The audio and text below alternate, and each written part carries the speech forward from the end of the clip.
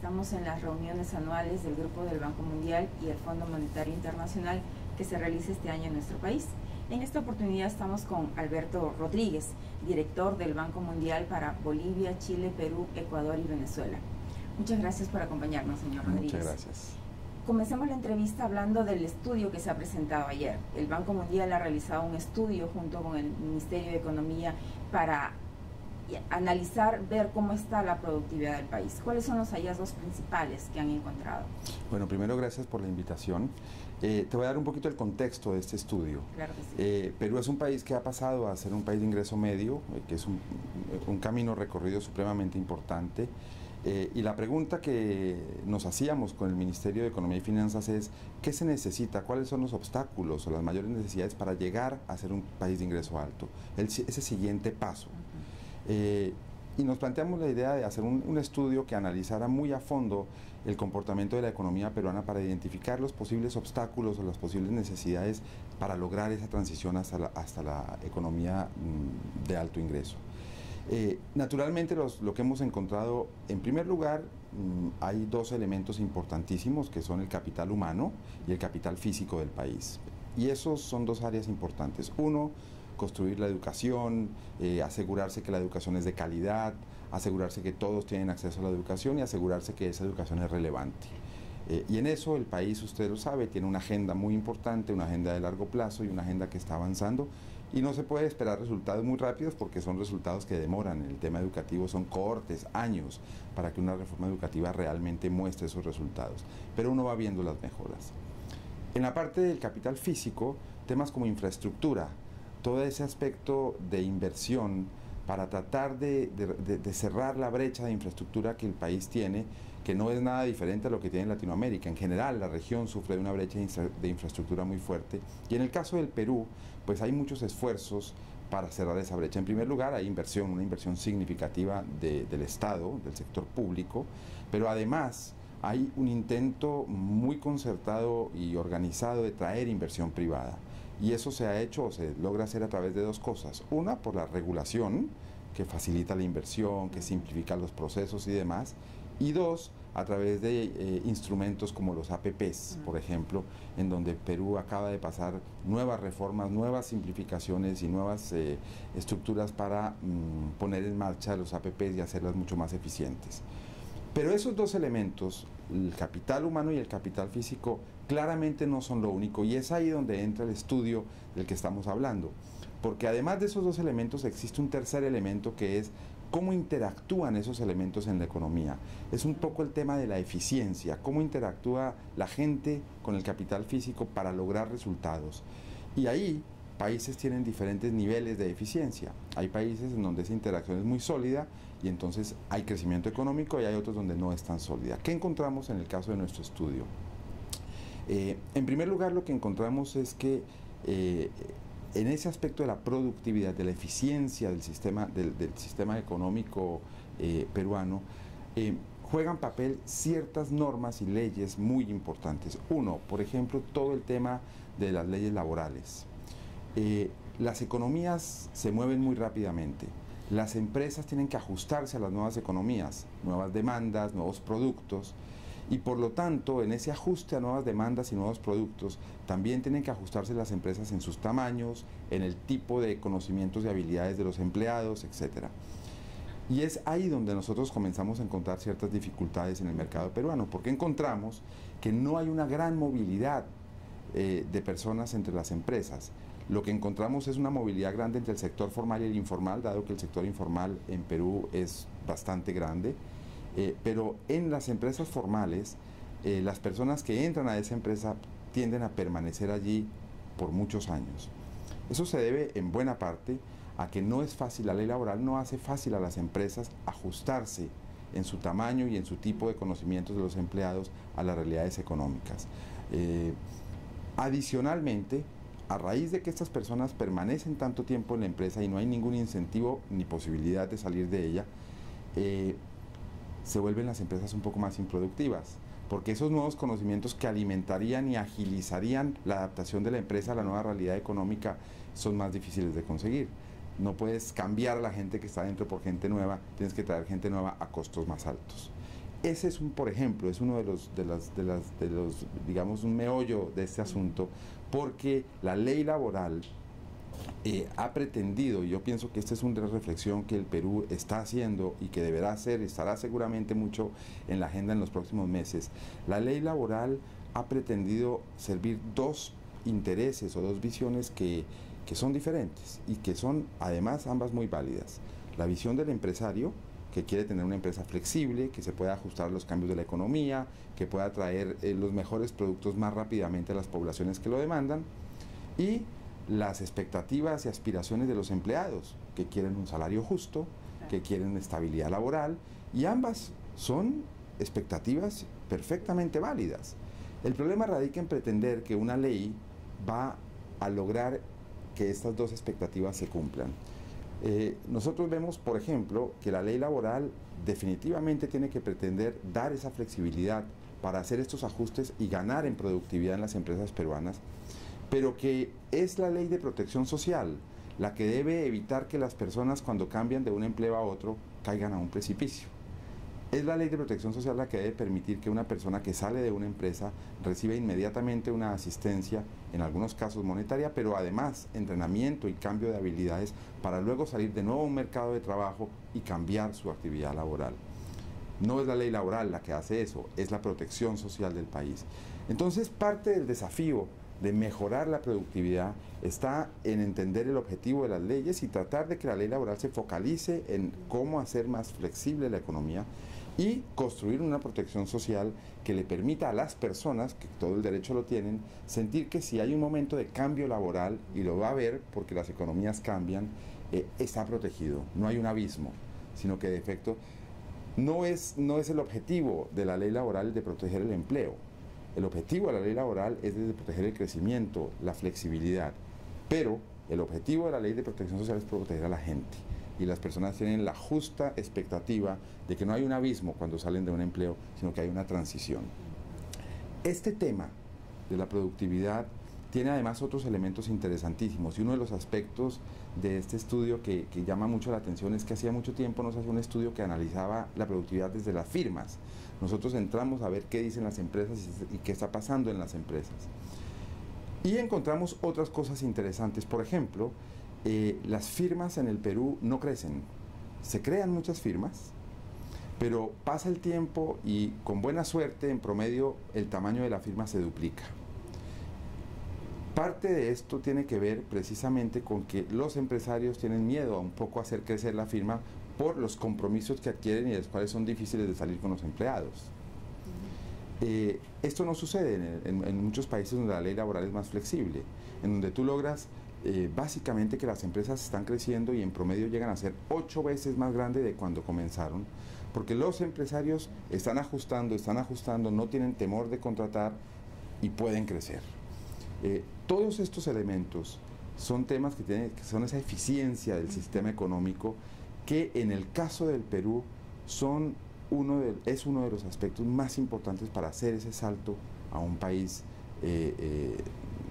digamos, de alta renta, porque va a tener que competir con esos países. Está compitiendo ya con esos países. Perú tiene muchísimos tratados de libre comercio, es uno de los países que más tratados de libre comercio tiene, y eso empuja al país a reflexionar sobre estos temas, a poner estos temas en la agenda, que son políticamente difíciles, que requieren de diálogo, conversación y conciliación, concertación, pero que son fundamentales para que el Perú crezca y sobre todo que crezca con inclusión, que haya empleo, que la informalidad se formalice. Eso es importante porque además es a través de eso que las personas consiguen protección para la edad adulta, para cuando llega la vejez, y que aspiran a tener cierto tipo de protección a través de una pensión, y ojalá una pensión en la que ellos mismos hayan aportado para luego disfrutar de una vejez más tranquila. Estos son el tipo de aspectos que este estudio analizó. Hay, por supuesto, una cantidad adicional de conclusiones,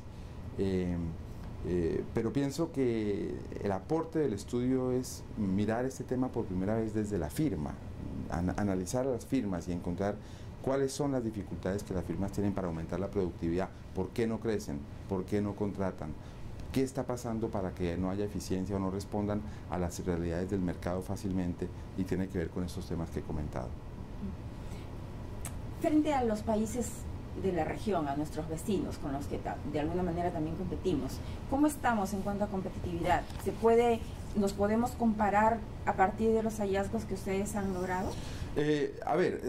La competitividad tiene muchos otros factores más allá de la productividad. Entonces, pero digamos, en esos aspectos que usted en estos aspectos, la ley laboral, por ejemplo, peruana, es particularmente inflexible. Países como México, como Chile o como Colombia tienen leyes laborales muchísimo más flexibles que permiten más fácilmente la entrada y la salida, el ajuste, y están construyendo también protección social para este tipo de transiciones. Entonces, esos son puntos donde Perú tiene un camino por recorrer. En temas, por ejemplo, de capital humano, Perú está trabajando intensamente, pero estos países con los cuales compite el Perú han tenido también reformas educativas y han avanzado mucho en sus sistemas educativos. Hay otro aspecto de la competitividad de la economía peruana que es muy importante, que es ya un poco más macroeconómico y tiene que ver, por ejemplo, con el cambio, con la moneda. Es decir, en este particular momento en que ha habido una devaluación más fuerte en algunos de los vecinos, como por ejemplo en Brasil o en Colombia, Perú ha mantenido su devaluación un poco más bajo control y es una medida también bastante sana por parte del Banco Central, pero hay que recordar que eso también tiene un efecto, y ese efecto es que la economía peruana se vuelve un poquito menos competitiva frente a esas economías que han devaluado más porque los productos son un poco más caros. Ahora, Perú lo hace por unas razones tremendamente claras, y es que la economía peruana tiene un elemento grande de dolarización y por lo tanto devaluaciones muy fuertes tienen impactos mucho más fuertes, hay que ser más prudentes y eso se entiende perfectamente.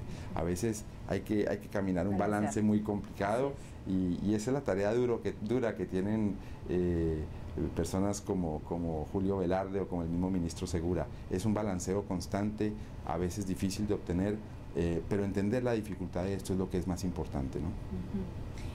Mencionó dos componentes, capital humano, en el que nos hemos explayado, y el capital físico, sobre todo el tema de infraestructura, donde tenemos carencias, obviamente, ¿no? Las APPs, la menciona dentro de este tema, las APPs.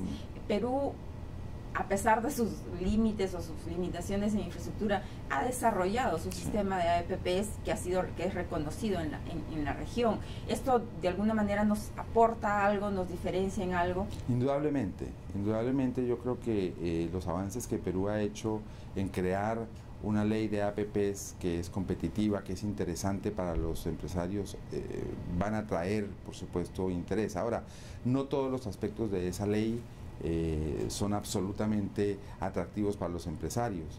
Yo pienso que todo el mundo ha tenido grandes dificultades en lanzar APPs que funcionen. Las mejores experiencias están en Australia y en Nueva Zelanda, pero aún así, inclusive los países desarrollados pasan por grandes dificultades para lograr ese correcto balance entre los intereses del Estado y los intereses del privado que asume una concesión. Yo creo que Perú está caminando en la dirección correcta, los problemas no están resueltos, las dificultades están ahí. Por ejemplo, entre las cosas que Perú está discutiendo en este momento en el torno a las APPs es cómo compartir más el riesgo entre el Estado y el privado. La ley de APPs anterior, antes de hacer algunas de esas reformas, realmente ponía muchísimo riesgo en el Estado y mucho menos en el empresario. Esto es un tema, por supuesto, difícil de discutir y, de nuevo, hay que conversarlo, hay que concertarlo, pero más allá de eso, hay una búsqueda de lograr unas APPs que funcionen y que sean beneficiosas para todos los que participan en ellas. Y Perú ha avanzado muchísimo en ese aspecto. Si en alguna época en Latinoamérica el estándar de oro de las APPs lo tenía Chile, realmente hoy Perú ha avanzado muchísimo y los chilenos mismos, con quienes yo trabajo, están observando cuidadosamente las reformas que Perú hace en su ley de APP para ellos mismos aprender también de esa experiencia para su política pública. Mencionó también una ley de protección social, señor Rodríguez, para digamos, compensar la flexibilización laboral que necesitamos también. ¿Qué podemos entender de esa ley? Más que una ley, me refiero a un programa, ¿no? Es como un programa, es que la protección social incluya todo el tema del desempleo. Es decir, cuando una persona, por motivos de que la economía cambió, sale de su empleo, es necesario que esa persona no sienta que está ante un abismo negro, sino que sienta que tiene cierta protección temporal, líquida, de dinero, de cesantía, y además que tenga la posibilidad de recrearse como profesional, de reformarse como profesional. Yo le pongo ejemplos que los hemos visto en Europa, por ejemplo, muchísimo en los últimos años.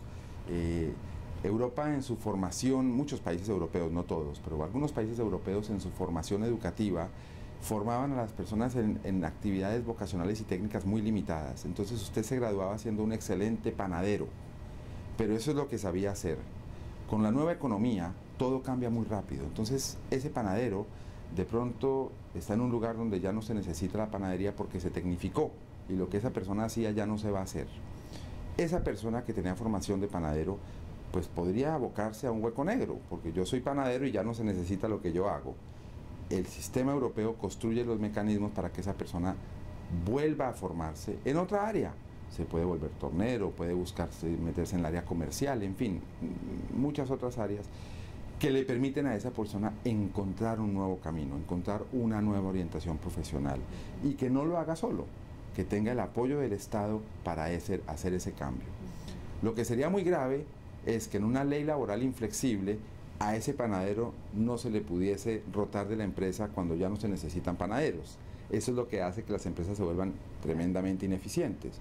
Entonces hay que tener una ley laboral que le permita a esa empresa decir: yo ya no necesito panaderos, voy a buscar esta otra cosa que necesito, pero que ese panadero, esa persona, reciba el apoyo del Estado y reciba un reentrenamiento. Europa lo hace muy bien en algunos países. En el caso latinoamericano las experiencias son todavía muy débiles, y es que en nuestro caso hay algo que juega en contra nuestra en este tema, y es que todavía estamos con un bono demográfico muy fuerte, es decir, todavía hay mucha gente. Entonces en ocasiones ese panadero ya no tiene empleo, entonces traigo otra persona que está formado en otra cosa. No necesito de esa persona.